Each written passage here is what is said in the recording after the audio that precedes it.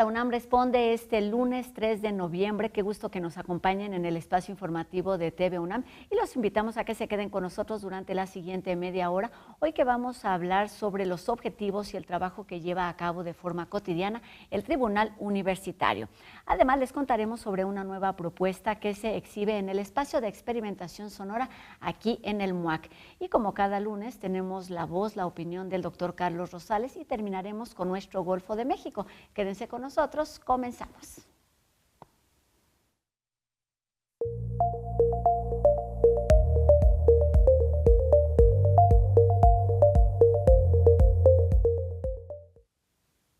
Después de casi 80 años, la justicia universitaria entra en una nueva etapa dentro de nuestra universidad, resaltando valores como la equidad, la ética y la corresponsabilidad, modificando su estructura al incorporar, por ejemplo, vocalías especializadas en género, además de una visión restaurativa de la justicia, todo esto como resultado de una reforma profunda a la legislación, lo que fortalece su misión de resolver con sensibilidad y transparencia los conflictos que surgen dentro de nuestra comunidad.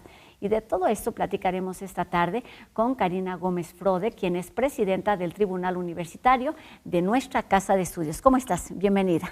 Muy bien, gracias Rosa. Gracias por recibirme y estar aquí. Es para mí un gusto y poder compartir lo que hace el Tribunal Universitario. Pues gracias por estar con nosotros porque tenemos ya algún tiempo en este espacio y bueno, tú recién llegas a esta instancia, pero tiene más de 80 años y quizás hay gente que ni siquiera sabe que existe. Cuéntanos qué es, qué hace este Tribunal Universitario, Karina. Fíjate que este Tribunal Universitario se crea en 1946, hace un montón de tiempo. Un montón. Un montón.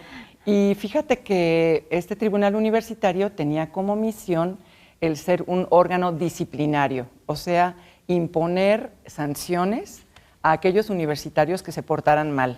¿Y qué es portarse mal? Pues en el estatuto hay una serie de reglamentaciones, es el artículo 95, nuestro Estatuto General de la UNAM, en donde se establecen varias conductas que están prohibidas por los universitarios. Entre ellas, por ejemplo, introducir bebidas alcohólicas, introducir drogas, incluso ya el 97 incluye toda esta cuestión del plagio, que también está sancionado. Por ejemplo, el copiar exámenes, el pasarse el examen en el celular, los acordeones, que luego era muy común todo eso. Entonces, era un órgano disciplinario que imponía medidas como, por ejemplo, amonestaciones, suspensiones o expulsiones. Ya cuando la falta es muy grave, pues se tiene que expulsar al alumno. Y sobre todo si es un alumno que reincide en su comportamiento, en su conducta. Siempre hay que valorar muy bien la conducta. Este tribunal antes estaba integrado por el decano del Consejo Técnico de la Facultad de Derecho. Okay. Entonces, el decano era el que presidía y era un puesto más bien honorífico. Okay. Y a partir de que se emite el nuevo estatuto del Tribunal Universitario, se cambian las reglas de designación de quién iba a ejercer la presidencia de este tribunal y se modifica todo también por una necesidad de la comunidad universitaria, por el creciente incremento de mucha problemática de tipo violencia, de todo tipo, violencia sexual también, y entonces se dijo, necesitamos un tribunal diferente que esté elegido por la Comisión de Legislación Universitaria. Entonces participamos 3 mujeres, todas abogadas, profesoras de la Facultad de Derecho. Nos propuso la directora de la facultad, Sonia Venegas, y pues yo resulté la ganadora en esto. Me siento verdaderamente muy honrada, porque además soy la primera mujer presidenta del tribunal. Y en mayo entonces se me designó y el rector me tomó la protesta junto a mí y todos los que formamos parte de este tribunal, porque es un tribunal Cuéntanos colegiado. Eso. Digamos, Exacto. cambia de forma importante la estructura, la forma en la que venía funcionando, me parece, atendiendo a las necesidades, a las urgencias de la comunidad universitaria, pero del entorno universitario y pues los retos que estamos viviendo en este momento. Cuéntanos cómo está conformado hoy en día, es decir, qué tiene que hacer, cuáles son los procesos, las etapas de este tribunal, cómo funciona en su día a día. Este tribunal está ahora conformado por varias vocalías permanentes del Instituto de Investigaciones Jurídicas, de la FES Acatlán y de la FES Aragón. Okay. Entonces, yo soy la que presido, tengo un voto de calidad cuando hay algún empate en alguna sesión en la que tenemos sesiones un martes sí y un martes no. Estamos sesionando muchos casos, nos están llegando muchos casos al tribunal y además tenemos 2 vocalías de género, es decir, expertas también en género, que nos apoyan cuando se trata de casos muy complicados y difíciles de resolver, ¿no? Cuéntanos sobre esto, ¿cuáles son los casos que de forma cotidiana y cuáles son los que se han ido incorporando, que tocan y que les toca a ustedes atender y seguramente resolver? Pues mira, hemos tenido muchos casos de introducción de bebidas alcohólicas, sobre todo en CCHs y prepas. Okay. Entonces el procedimiento es que la autoridad remisora, la que nos remite el caso, nos remite al alumno y entonces al alumno se le da la oportunidad y se le otorga el derecho de audiencia. Y entonces celebramos una audiencia. El tribunal físicamente está en el edificio de Tlatelolco. Es muy, muy lindo el tribunal, estamos en el piso 11 y 12 y tenemos una sala de audiencias muy linda, en la que comparece la autoridad que remite, que puede ser los directores jurídicos, por ejemplo, de las prepas, de los CCHs, de los institutos, de las facultades, y que nos remiten algún alumno, un alumno que ha, pues, de acuerdo a la consideración, está cometiendo una falta o cometió una falta, que las faltas están reguladas, te digo, en los artículos 95 y 97 de nuestro Estatuto General. Cuéntanos un poquito para entender, digamos, la similitud. Como ciudadanos mexicanos tenemos una Constitución que nos rige, digamos, a grandes rasgos, y hay reglamentos. ¿Qué es lo que sucede en nuestra universidad? Porque podemos hablar de estatutos, de reglamentos, de la ley orgánica. ¿Cómo es que, o cuál es la base, digamos, de este tribunal universitario? La base va a ser nuestro Estatuto General de la UNAM, nuestro estatuto del tribunal y luego ahora ya tenemos un reglamento también, un reglamento en el que está fijado todo nuestro procedimiento que tenemos que llevar a cabo y cumplir para luego resolver si este chico o chica que se remite estudiante, ¿qué merece? Una sanción que sea amonestación, que sea suspensión o que sea una expulsión o incluso, por ejemplo, ayer sesionamos un caso en el que determinamos que no hay pruebas suficientes para sancionar al alumno. Y entonces, pues revocamos la sanción, venía con una sanción de la institución y nosotros la revocamos porque no tenemos pruebas para inculpar a este chico. Es un chico que se defiende, que niega la conducta, no hay otras. Fíjate que nuestro tribunal es un tribunal jurisdiccional en el sentido material. O sea, nosotros resolvemos y estamos resolviendo casos de acuerdo a las pruebas que se nos presentan y nosotros dictamos una resolución. ¿Cómo llegar a ustedes? Es decir, ¿qué se necesita para ser atendidos, escuchados por el tribunal universitario? No pueden llegar así ellos mismos a tocar la puerta del tribunal, los estudiantes, ni tampoco los maestros, sino tienen a fuerzas los facultados para tocar la puerta del tribunal, son las instituciones, las facultades, los institutos, los órganos como las CCHs, las prepas. Entonces nos tiene que llegar, o sea, las personas que accionan en el tribunal son autoridades, son las autoridades que remiten y entonces nosotros recibimos el caso. Es decir, que tiene que haber una queja antes dentro de tu institución. De acuerdo. Si tienes y primero ese es el primer paso. Así es. Cuando se trata de violencia de género, otro tipo de violencias, puedes ir también a la Defensoría de Derechos Universitarios.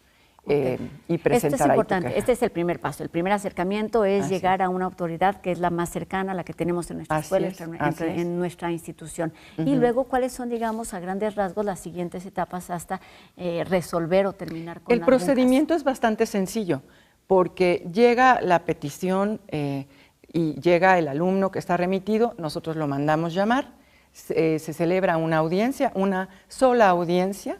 Es una audiencia en la que siempre les pedimos a los alumnos remitidos que asistan para oír su punto de vista, que asistan para defenderse de lo que los están acusando. Precisamente fíjate que hay veces que asisten chicos que se pelearon, una riña o se golpearon, y asisten ambos y se piden perdón, se piden disculpas. Y el hecho de pedir perdón, el de arrepentirse, es lo que te digo que es lo que yo quisiera incorporar en mi tribunal, un tribunal que sea de justicia restaurativa, que restaure precisamente a estos chicos que quizás, por ejemplo, incurrieron en alcohol o incurrieron en drogas, etcétera.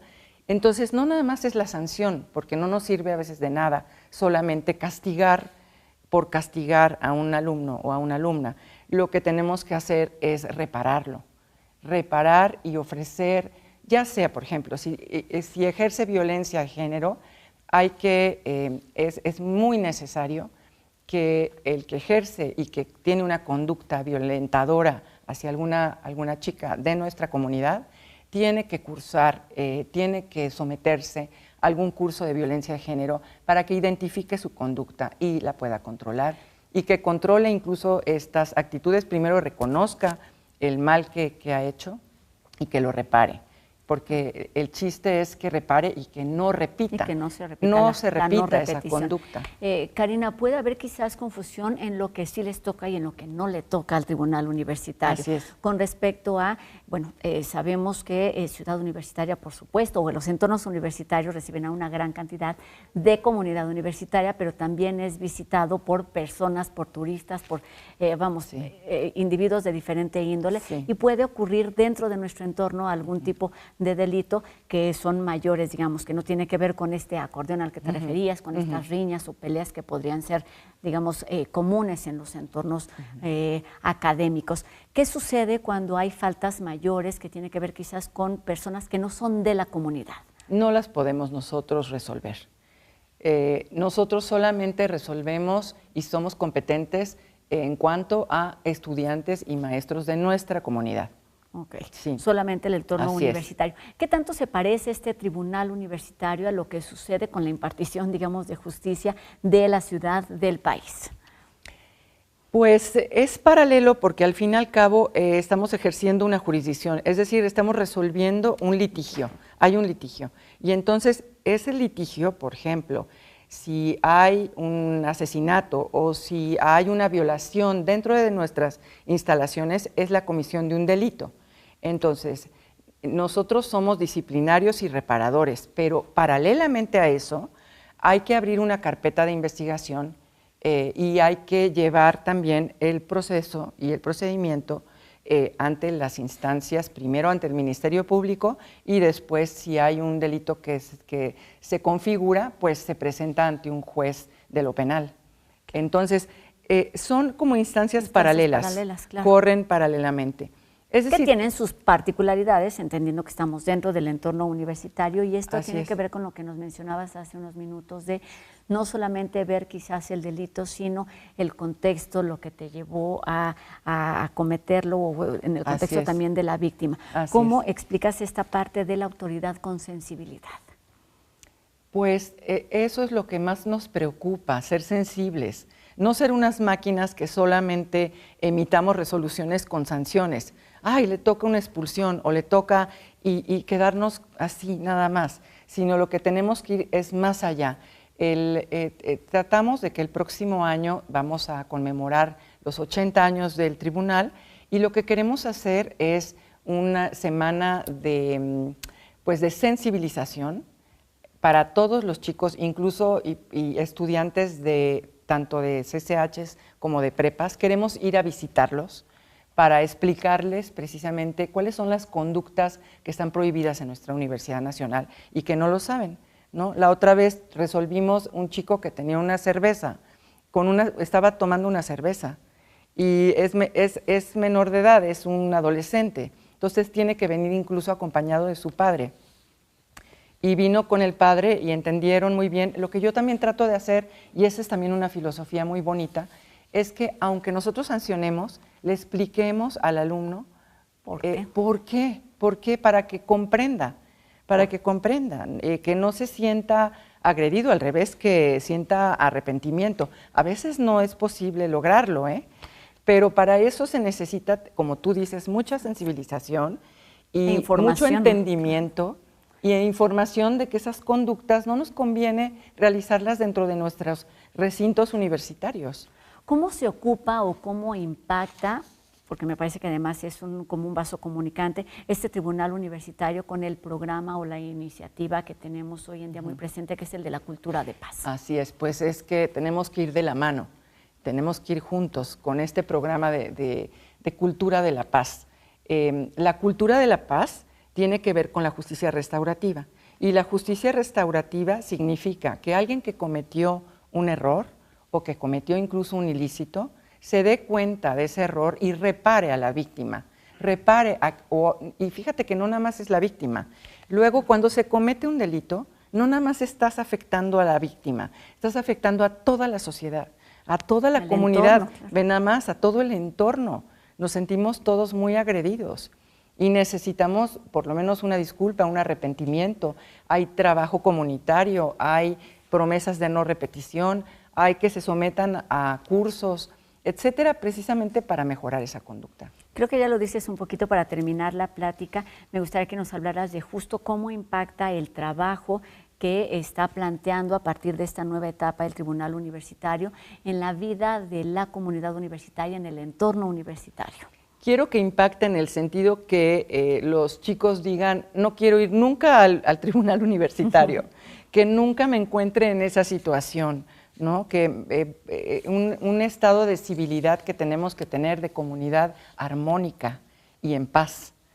Y si ya llegas al Tribunal Universitario, comprenderte, yo quisiera comprender el entorno que a veces no es el más favorable. Hay muchos estudiantes muy vulnerados por su situación, no tienen apoyos y el chiste es apoyarlos, repararlos, estás diciendo sanarlos. Algo muy importante, cómo todo esto de lo que nos estás hablando impacta también en el desempeño académico de los estudiantes principalmente. No sabes cómo impacta, y hay veces nos fijamos mucho en el promedio de los estudiantes que vienen remitidos. Siempre es un factor muy importante. Hay veces que llegan estudiantes remitidos con un promedio de 9 punto y cacho, ¿no? Y de facultades, por ejemplo, pues de ciencias que es complicado en ciencias tener un 9, ¿no? Ya quisiéramos, ¿no? Por eso luego estudiamos Derecho, porque luego es más complicado las ciencias exactas o las ciencias naturales, ¿no? Entonces, claro, otras habilidades. Otras habilidades. Entonces, todo eso lo tenemos que ponderar. Hay que ponderar todo, el antecedente de ese alumno que llega remitido. Y por eso yo siempre les pido, dense la oportunidad de que si son citados por nosotros, comparezcan para oírlos y comprenderlos. Y ya he oído en muchas audiencias una disculpa, una petición de perdón. Y tener la posibilidad de escuchar y de entender lo que está pasando, que a veces en el momento no podemos captar justo como las dimensiones de lo que hacemos. Entonces, pues acerquémonos a este tribunal universitario. Muchísimas gracias, doctora Karina Gómez Frode, presidenta de este tribunal universitario. Encantada. Y muy buena parte de su historia y del trabajo que realizan pues en este sitio, para conocer además cuál es el proceso a seguir en caso de ser necesario. Muchas gracias. Muchas gracias, Rosa. Muchas gracias por la invitación. Y vamos ahora a otro tema. Les platicaba sobre el espacio de experimentación sonora del MUAC que está presentando Honorata. Se trata de una pieza de la compositora y cantante mexicana Mercedes Nasta, que explora los ritmos internos del sonido y los momentos íntimos de la escucha. como un arrullo con timbres delicados. La obra combina pop, cumbia, bolero y electrónica, incorporando instrumentos como contrabajo, viola, piano, órgano y guitarra eléctrica. El curador Guillermo García reflexiona sobre este espacio de resguardo y de cuidado en la pieza compuesta durante el embarazo de Nasta, y ambos se refieren a ella como una composición intuitiva y onírica donde la voz se entrelaza con los sonidos para crear una experiencia envolvente. Y todos podemos disfrutarla a partir de ya y hasta el 5 de abril del próximo año.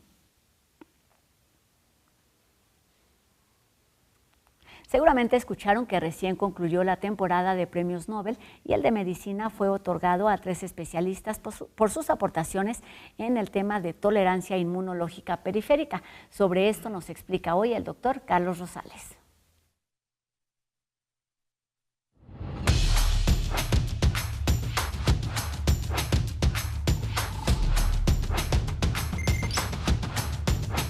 Nuestro público nos ha preguntado, ¿en qué consiste el hallazgo que mereció el Premio Nobel en Medicina este año, 2025? Bueno, el hallazgo se refiere a lo que conocemos como tolerancia inmunológica periférica. Esto es, como el sistema inmunológico no nos ataca a nosotros mismos. Hemos visto que las células del sistema inmunológico, los linfocitos, se fabrican en la médula ósea. De ahí migran al timo, un órgano que tenemos en el pecho, y ahí aprenden a reconocer lo que es parte de nuestro organismo para no atacarlo y a cosas que son extrañas a nuestro organismo. El proceso no es totalmente efectivo y algunas células que pueden reconocer a nuestro cuerpo también existen. Pero el timo además fabrica unas células que conocemos ahora como células T reguladoras, que fueron las que descubrió el doctor Shimon Sakaguchi, y estas células controlan a las otras células del sistema inmunológico para que no se activen y no ataquen a nuestro propio cuerpo.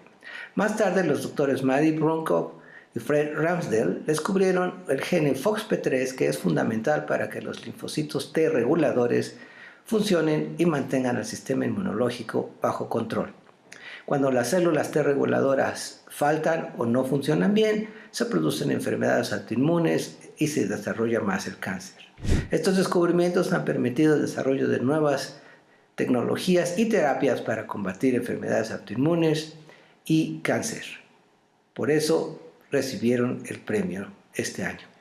Enhorabuena a estos investigadores. Muchas gracias. Hasta luego.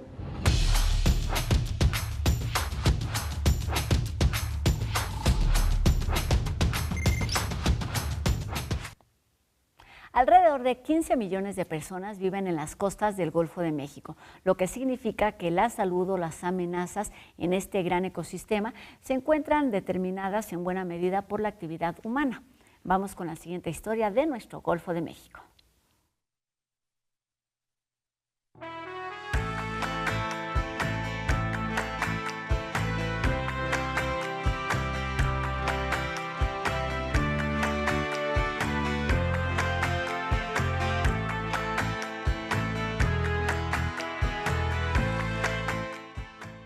Pesca en el Golfo de México.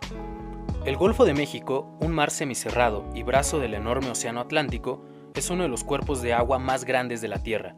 Alberga una extraordinaria diversidad de ecosistemas, tanto marinos como terrestres, donde habitan más de 15.000 especies de vertebrados, invertebrados, plantas y organismos microscópicos, y cerca de 80 de ellas son endémicas. El Golfo juega un importante papel en la economía del país por sus recursos pesqueros. Más de 300 especies sostienen pesquerías locales en esta región, con una producción anual cercana al 1.000.000 de toneladas, aproximadamente 19% del total de la pesca nacional en México. Pero hay algunos problemas que representan una grave amenaza para la sostenibilidad de estos recursos y contribuyen al desequilibrio de los ecosistemas marinos y costeros. De acuerdo con el Instituto de Geografía de la UNAM, una cantidad significativa de desechos industriales, agrícolas y urbanos son vertidos directamente a los ríos que contaminan las aguas del Golfo. Relacionados con la pesca. La sobrepesca se define como la extracción excesiva de especies marinas a un ritmo superior al que pueden reproducirse y recuperarse de manera natural. Existe también la pesca ilegal, entendida como la que incumple las leyes y regulaciones pesqueras de un país. Por ejemplo, capturar especies en su época de reproducción o emplear técnicas de pesca prohibidas que provocan la muerte de especies que no eran el objetivo de la captura, por ejemplo, de tortugas marinas. 1 de cada 5 peces capturados en México proviene de pesca ilegal. Al menos 720 especies están en peligro debido a estas prácticas, incluyendo al guachinango, el camarón rosado de Campeche, el róbalo, la langosta, el pulpo y todas las especies de tortugas marinas. La sobrepesca tiene consecuencias profundas, reduce las poblaciones incluso hasta llevarlas a su colapso, lo que altera las cadenas alimenticias de los ecosistemas. A largo plazo, la desaparición de organismos de importancia económica provoca la pérdida de empleos y el colapso de economías costeras que dependen de la pesca. Para comprender cómo este problema nos afecta directamente, basta con mirar los precios del pescado. En 2025, el mercado de la Nueva Viga, principal centro de abasto pesquero en la Ciudad de México, reportó un incremento promedio de 30% en los precios de pescados y mariscos durante la Cuaresma, en comparación con el año anterior. Este encarecimiento refleja tanto la escasez creciente como la precisión sobre especies cada vez más explotadas. El Golfo enfrenta una amenaza urgente. Como sociedad, debemos fomentar la conciencia ambiental y de consumo en pos de proteger los ecosistemas de nuestro Golfo de México.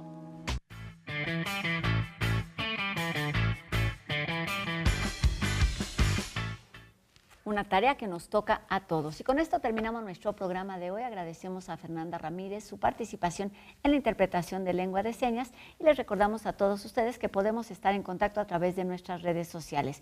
Y los invitamos a que nos acompañen el día de mañana, por supuesto, 2:30 de la tarde, aquí en TV UNAM. Mi nombre es Rosa Brizuela. Adiós.